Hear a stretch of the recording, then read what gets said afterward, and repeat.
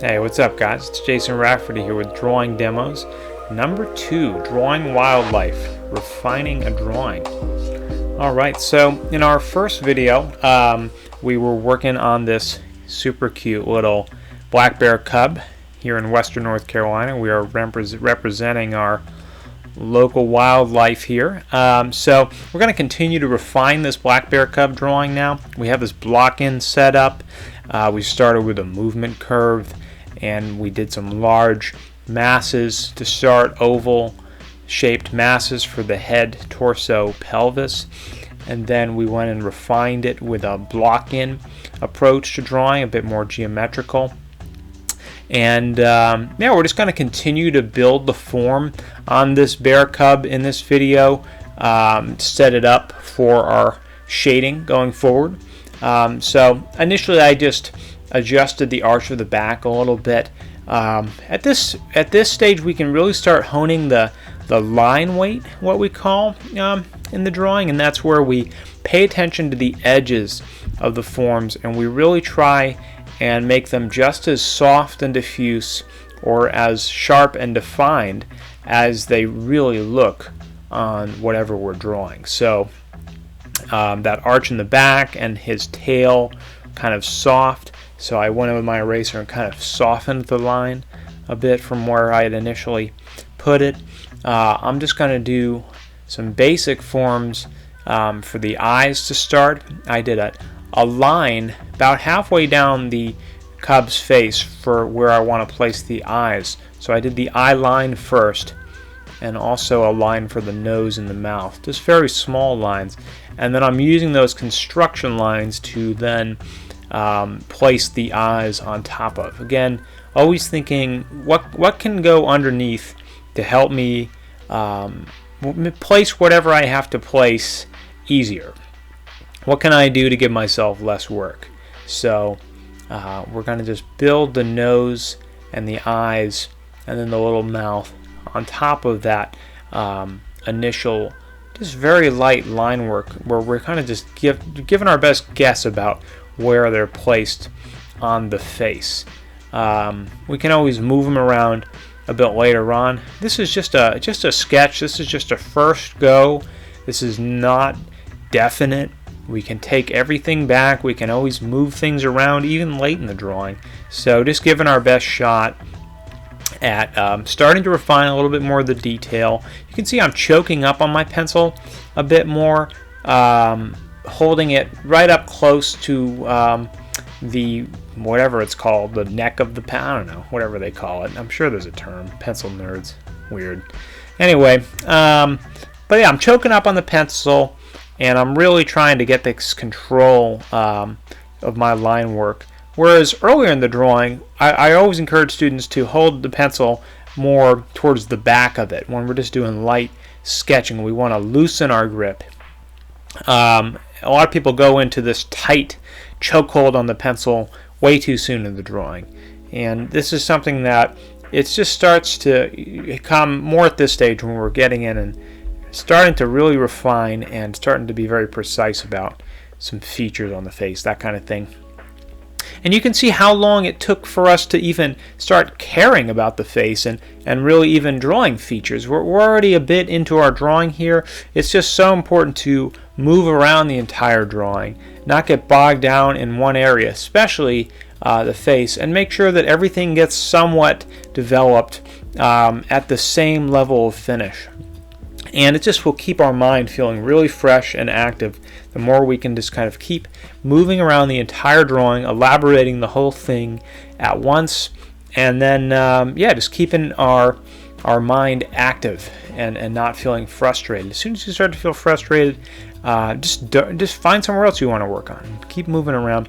And you can see I'm just slowly starting to put the puzzle pieces of this together. At this stage, it really is like this puzzle that we're starting to put together, and we're asking ourselves to go from a way of looking that is super zoomed out and just seeing the largest forms at first, and then just kind of zooming in a bit more and saying, oh, you know, there's a bit more to this ear. I'm going to let myself see a little bit more to this leg. and then zooming right back out and just comparing everything, making sure it all looks good. You have to keep kind of second guessing yourself, if you will, and just keep kind of zooming all the way back out, and then just gradually floating a little bit more precise in terms of what you're choosing to pay attention to. And so we just follow this kind of motion with our eyes. We call it breathing with the eyes, where we just kind of zoom all the way out. Okay, proportions looking good. Okay, I'm going to go in and find some more form in this leg here, etc. So I'm now kind of zooming in a bit more and just starting to pay attention more to the internal form of the body and just seeing the largest changes in direction that I can see in the inside of the form. I noticed that with his torso we have this beautiful kind of line of movement where I noticed kind of a change in the light and how it's falling on the cub's fur. Up. Yeah, that's when I learned that one clip can't exactly hold up a heavy notebook just by itself. So, yeah, forgive me about that. Yeah, so anyway, keep back to it. And so we're just going to keep building the inside of the form here. And just using a layered approach, we're going to set ourselves up nicely for our shading just by looking for some of these large internal structures, using the same kind of thinking as we did for initially just for the outside of the form, just keeping it very large, simple shapes, keep simplifying what you're seeing, and also trying to feel the tension in the line that we're drawing, trying to feel if he's compressed or if he's leaning, one limb is holding the weight, another one's kind of less weight bearing, it's more passive. Just trying to imagine some of the action as we're drawing our internal lines, just thinking about it like a sculptor. We're sculpting this bear, you're trying to feel in your mind's eye, like trying to palpitate and feel the fur that you're sketching in, that you're hinting at this stage. And let me tell you, a lot of great drawings don't go much further than this. Okay, just want you to pay attention to this. If you're just sketching out with your notebook, you can be perfectly happy leaving a drawing at this stage and having a super expressive drawing without almost any shading. So just something to keep in mind. We are going to go further with this one and really show you guys how to elaborate the shading, but one of my teachers said, we're mostly here to practice the first two steps over and over and over again. And so just keep that in mind. Like, the more you practice just getting this far in a drawing and leaving it as like a fresh little sketch, you're going to have so much fun, and you just want to do a ton of these. You want to just have hundreds of these little fresh little sketches, that you spend 10-15 minutes on, and then you do another one. Just something to keep in mind. It's also good to really hone in and spend some time practicing these steps on a bit of a longer iteration. Okay, but just don't feel like every single drawing you do has to be like a super finished masterpiece that you spend 100 hours on. Definitely not the case, especially when you're starting out. Just do a lot of these sketches, follow this procedure, large to more defined shapes, and don't beat yourself up about getting measurements too wrong. You just kind of keep adjusting, keep comparing to what you're looking at. I'm back to that back line where we started towards the end of our video now for number 2.